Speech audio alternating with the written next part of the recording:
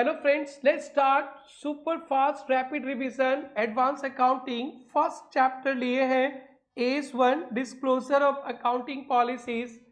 इस rapid revision पे RTP MTP जो 25 पे मई 25 जनवरी 25 सितंबर 25 के हैं ये सारा कवर किया और जनवरी 26 के जो RTPs MTPs आने वाले हैं उसे हम लोग RTP MTP के सेगमेंट पे कवर कर लेंगे। दोस्तों इस चैप्टर में सिर्फ 4-5 पॉइंट्स हैं और दैट्स इट, और ज़्यादा कुछ है नहीं। फर्स्ट पॉइंट जो आपको याद रखना है, सिर्फ एक ही पॉइंट आपको मेमोराइज करना है दोस्तों, लर्न पे रखेंगे। अकाउंटिंग पॉलिसीज क्या होता है, दो कीवर्ड देखना। Accounting policies means specific accounting principles and methods use to prepare and present financial statement. दोस्तों इस चैप्टर में इतना ही रट्टा मार रखना, बाकी का एक दो बार सुनेंगे तो आपको ध्यान रहेगा, वही लिख देना है। अकाउंटिंग पॉलिसीज क्या बोलना है, specific accounting principles like depreciation लगाना, इन्वेंट्री का वैल्यूएशन करना, and methods use to prepare and present financial statement, that's it. Method मतलब डेप्रिसिएशन में आप SLM WDV लगाते, इन्वेंट्री वैल्यूएशन पे FIFO वेटेड लगाते, इसे कहते हैं methods. Accounting principles and methods जो यूज किया आपने प्रिपरेशन प्रेजेंट फाइनेंशियल स्टेटमेंट, इसे कहते हैं अकाउंटिंग पॉलिसी। बेटा अकाउंट्स में बहुत सारे ऐसे एरियाज है जहां पे मोर than one accounting policies followed, ये ध्यान रखना। बेटा इन्वेंट्रीज का वैल्यूएशन आपको याद है FIFO वेटेड करते हैं, बट एक बात जरूर से ध्यान रखना, LIFO not permitted. Cash flow statement अपन बनाते हैं, वहां पे कभी डायरेक्ट मेथड भी होता है, कभी इनडायरेक्ट मेथड भी होता है। डेप्रिसिएशन तो SLM WDV आपको पता ही है, और इन्वेस्टमेंट का वैल्यूएशन भी FIFO वेटेड। कभी एग्जाम में आ जाए what are the areas where more than one accounting policies are followed, तो इन्वेंट्री का, कैश फ्लो स्टेटमेंट का, डेप्रिसिएशन का, valuation of investment, government grant भी है, तो ध्यान रखना। ये first part completed. Now AS1 क्या कहता है, AS1 इंपॉर्टेंट पॉइंट कहता है, इस पे केस स्टडीज मिलते हैं, इसी पे केस स्टडीज मिलेगा बेटा, आपको ध्यान देना। AS1 का कहना है all significant accounting policies must B disclosed in financial statement at one place. All significant accounting policies को डिस्क्लोज करना है फाइनेंशियल स्टेटमेंट पे वन प्लेस पे। सारे सिग्निफिकेंट अकाउंटिंग पॉलिसीज को एक जगह डिस्क्लोज करना है, ये इंपॉर्टेंट है, ध्यान देना। चेंज इन अकाउंटिंग पॉलिसीज, दोस्तों कभी कभी अपने अकाउंटिंग पॉलिसीज चेंज कर देते FIFO से वेटेड एवरेज वगैरह, तो अकाउंटिंग पॉलिसी आप चेंज करेंगे तो इसका आपके फाइनेंशियल स्टेटमेंट पे कुछ इम्पैक्ट होता है, करेंट ईयर पे भी होता है, और डेप्रिसिएशन वगैरह चेंज होता है, जो एस्टिमेट्स कहते हैं फ्यूचर भी इफेक्ट होता है, वो डिस्क्लोज करना है। अगर अकाउंटिंग पॉलिसी चेंज किया, मेटेरियल चेंजेस जिसका कुछ ज्यादा इम्पैक्ट हो, छुटपुट को इग्नोर मारो, मस्ट बी डिस्क्लोज। तो ध्यान रखना बेटा, material changes must be disclose including its financial impact, profit वगैरह पे, बैलेंस शीट, एसेट्स, लायबिलिटीज पे क्या impact. If the impact is unascertainable it must be stated. इस पे अपने केस स्टडीज करने वाले हैं, तो दो बातें ध्यान रखना, all significant accounting policy one place पे और फाइनेंशियल स्टेटमेंट पे, डायरेक्टर के रिपोर्ट पे नहीं, और अकाउंटिंग पॉलिसी चेंज किया जिसका मटेरियल इम्पैक्ट होने वाला है उसको डिस्क्लोज करना है। अगर पॉसिबल नहीं है तो फिर ये भी बता देना है कि चेंज तो किए हैं, इसका इम्पैक्ट क्या होगा वो एसर्टेनेबल नहीं है, वो डिस्क्लोज करने से हो जाएगा। नाउ बेटा फंडामेंटल अकाउंटिंग एजम्पशंस, ये थ्योरेटिकल है, इंपॉर्टेंट है। 3 फंडामेंटल अकाउंटिंग एजम्पशंस है, कंसिस्टेंसी, एक्रूअल, गोइंग कंसर्न। याद रखने रहा बेटा, controller and auditor general so CAG fundamental accounting assumptions क्या क्या है? Consistency, accrual and going concern. तो कंसिस्टेंसी का मतलब तो पता ही है, सेम अकाउंटिंग पॉलिसीज फॉलो करना है। आपने इस साल फीफो फॉलो किया तो नेक्स्ट ईयर भी फीफो, नेक्स्ट ईयर भी फीफो। आप चेंज मत करो, फीफो से वेटेड, वेटेड से फीफो, ये सब मत करो।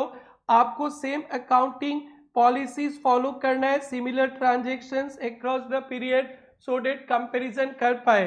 तो क्या सर हम लोग अपना अकाउंटिंग पॉलिसीज चेंज नहीं कर सकते? दोस्तों आप अकाउंटिंग पॉलिसीज चेंज कर सकते हो, ये भी इंपॉर्टेंट है। If it required by law, required by AS और for better presentation. So consistency assumptions ये कहता है same accounting policies must be followed, but you can change your accounting policy under 3 situation. Required by statute मतलब law, accounting standard और for better presentation, चाल या look financial statement के लिए important है ये कंसिस्टेंसी। एक्रूअल बेसिस तो अपन जानते हैं ओनली करेंट ईयर का ही एक्सपेंसेस रेवेन्यू करंट ईयर आएगा, रिसीव पेमेंट जाए डैश में, transactions are recognised when they occur, ignore cash and going concern कम एजम्पशंस का मतलब आपका बिजनेस लॉन्ग पीरियड के लिए चलते रहेगा। Financial statement prepared with the entity will continue its operation for foreseeable futures. तो अनलिमिटेड लाइफ है आपके बिजनेस का, गोइंग कंसर्न एजम्पशन कहता है। बट ध्यान रखना आपके क्लाइंट का बिजनेस बंद करने वाला है 31 मार्च के बाद कुछ ही दिन के अंदर, तो वहां पे गोइंग कंसर्न एजम्पशन नहीं लगेगा। If this assumption not valid disclosure is required. तो अभी आ रहे हैं डिस्क्लोजर में। सो फंडामेंटल अकाउंटिंग एजम्पशंस पे कैग याद रखना, consistency, accrual, going concern. Consistency में याद रखना सेम अकाउंटिंग पॉलिसीज फॉलो करना है, चेंज कर सकता है required by law, required by AS and for चालिया look better presentation. Fundamental accounting assumptions का डिस्क्लोजर ये थोड़ा सा ट्रिकी है, ध्यान देना। अगर आप फंडामेंटल अकाउंटिंग एजम्पशन फॉलो किए हैं तो डिस्क्लोजर नहीं चाहिए। पब्लिक है, पब्लिक सब जानती है, पब्लिक सब जानती है, कैग जानती है। आपका अकाउंट्स कोई भी देखेगा तो समझेगा कंसिस्टेंसी है, एक्रूअल है, गोइंग कंसर्न है, आपको डिस्क्लोजर की जरूरत नहीं है।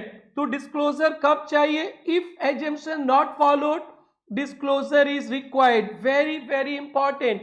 अगर कैग फॉलो किया है तो दुनिया को बताना नहीं, फॉलो नहीं किया तो बताना।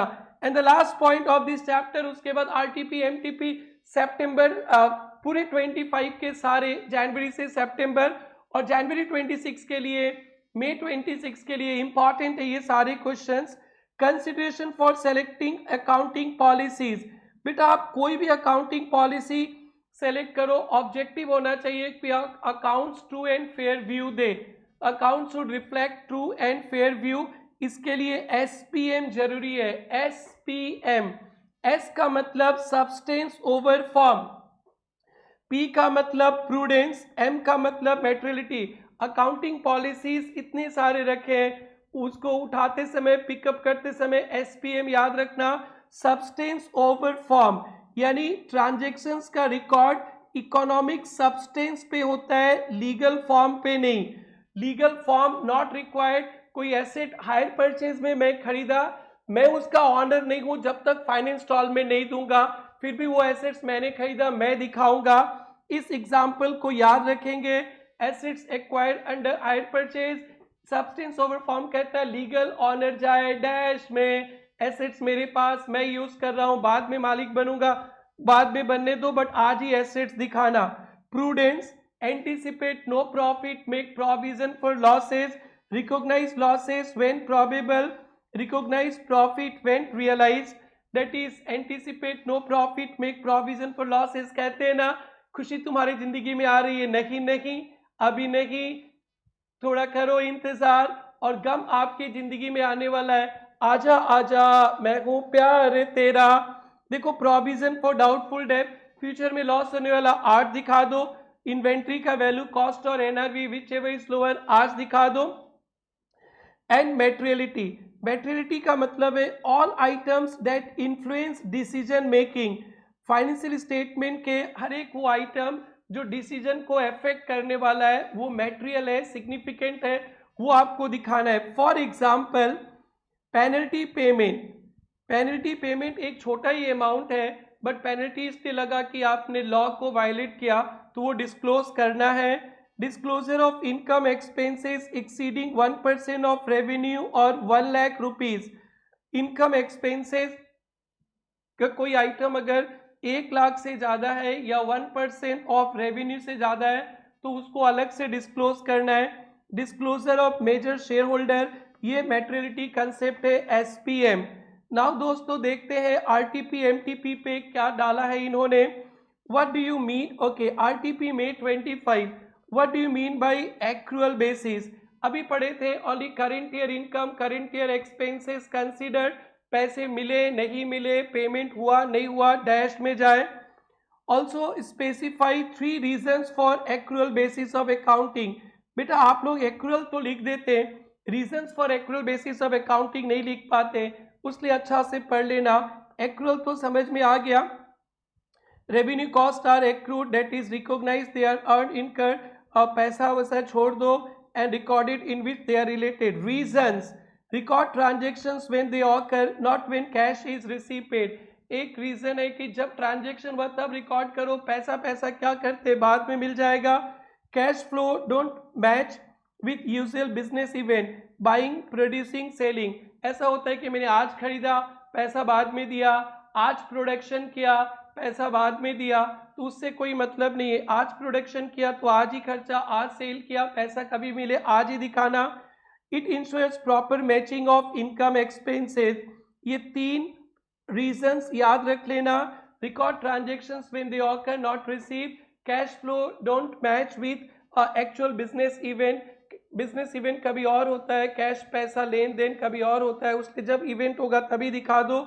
और मैचिंग करंट ईयर का इनकम, करंट ईयर का expenses, recognise assets liabilities for past future cash flow, not just present cash, ये इंपॉर्टेंट है। और आरटीपी जनवरी 25, ये तो बहुत बार एग्जाम पे आया है। ABC limited previously making provision for, ये आप सब कवर भी किए होंगे, फिर भी एक बार सुन लीजिए। Non moving stock based on stock not issued for last 12 months. Non moving stock का प्रोविजन बनाते थे जो स्टॉक इशू नहीं हुआ लास्ट 12 मंथ्स तक, 31 मार्च 20 तक। Now company wants to make provision technical evaluation, पिछला साल तक जो माल 1 साल से ज्यादा इशू नहीं हुआ उसको प्रोविजन बनाने वगैरह देखते थे, इस बार टेक्निकल इवेल्युएशन।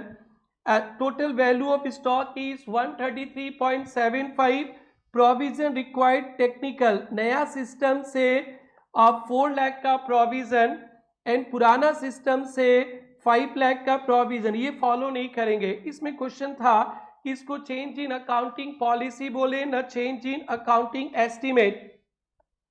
तो बेटा ध्यान से सुनना, change in provision for non moving inventory based on technical evaluation is not a change in accounting policy, it's change in accounting estimate। FIFO से वेटेड, वेटेड से फीफो, फीफो से वेटेड, वेटेड से FIFO, तब बोलेंगे change in accounting policy. यहाँ पे आपने not 12 month से जो इशू नहीं हुआ था उसको टेक्निकल पे आ गए, तो इसको बोलेंगे change in accounting estimate. So the change is from 5 lakh to 4 lakh. आप पुराने जमाने के हिसाब से करते तो 5 लाख का प्रोविजन बनाते, नया हिसाब से कर रहे हो तो 4 लाख, तो चेंज 5 लाख से 4 लाख इज इमेटेरियल, बहुत ज्यादा अमाउंट नहीं है। एक डिस्क्लोजर लगा देना है, क्या लगाना है, provision for non moving inventory made on the basis of technical, had previous method followed, अगर पहले का फॉलो करते profit net assets would have been lower by 1 lakh. पहले का प्रोविजन बनाते तो 5 लाख प्रोविजन बनाते, अभी 4 लाख प्रोविजन बना रहे हैं, तो प्रोविजन कम बना रहे हैं आप लोग, तो पहले के हिसाब से बनाते तो आपका 1 लाख प्रॉफिट कम जाता, 1 lakh asset. Had previous method been followed, अगर पहले के तरह करते तो profit net assets would have been lower by 1 lakh. And now last question दोस्तों, ओके 2 क्वेश्चन और हैं, आइए। आरटीपी सितंबर 25, वेरी वेरी इंपॉर्टेंट, ये जो क्वेश्चन था बेटा ये तो बहुत बार एग्जाम पे आया है, एवरग्रीन। अब आरटीपी सितंबर 25 पे ऐसे टाइप के क्वेश्चंस भी बहुत बार आए, ये लेकिन घुमा दिया है। Line limited engage manufacturing construction prepare financial statement 31 March 25, company follows historical cost for fix assets, FIFO for inventory, percentage of completion for revenue recognition during the year, management changes. कुछ change हो रहा है तो change allowed है अगर वो required by law, better presentation as, और change होगा तो मैटेरियल इंपैक्ट होगा तो डिस्क्लोज करना है, ध्यान देना।